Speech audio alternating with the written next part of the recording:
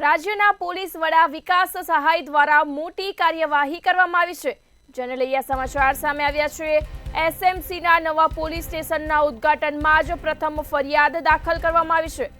કુખ્યાત બુટલેગર વિનોદ સિંધી અને આશુ ઉગ્રવાલ સામે ફરિયાદ નોંધાઈ છે। કુલ 10 જેટલા આરોપીઓ સામે ગુજસીટોકના ગુનો દાખલ કરવામાં આવ્યો છે। છેલ્લા 10 વર્ષોમાં બનાસકાંઠા, પાટણ, મહેસાણામાં ગુના નોંધાયા હતા। સાબરકાંઠા, અમદાવાદ અને ગાંધીનગરમાં 500 જેટલા પ્રોહિબિશનના ગુના નોંધાયા છે। સંવાદદાતા રવિ ભાવસાર ફોન લાઈન પર જોડાયા છે। જે રાજ્યના પોલીસ વડા વિકાસ સહાય દ્વારા મોટી કાર્યવાહી કરવામાં આવી છે, શું છે તેને લઈ વધુ વિગત જણાવશો? બિલકુલ, જો વાત કરવામાં આવે તો જે પ્રમાણે રાજ્ય પોલીસ વડા વિકાસ સહાય દ્વારા જે નવા સ્ટેટ મોનિટરિંગ સેલના જે પોલીસ સ્ટેશન છે તે પોલીસ સ્ટેશનનું ઉદ્ઘાટન કરવામાં આવ્યું હતું।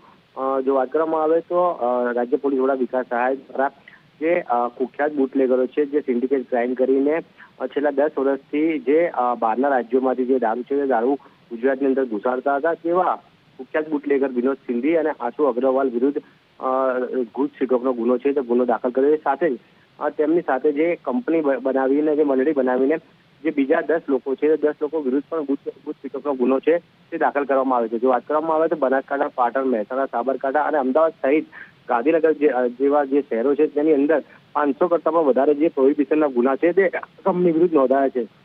એટલે કહી શકાય કે રાજ્ય પોલીસ વડાની ખૂબ જ મોટી કાર્યવાહી છે, તે કાર્યવાહી કરવામાં આવી રહી છે। જે તમારા બુટલેગરો ઉપર જે ગુજસીટોક છે, તે ગુજસીટોકનો ગંભીર ગુનો છે તે દાખલ કરવામાં આવ્યો છે।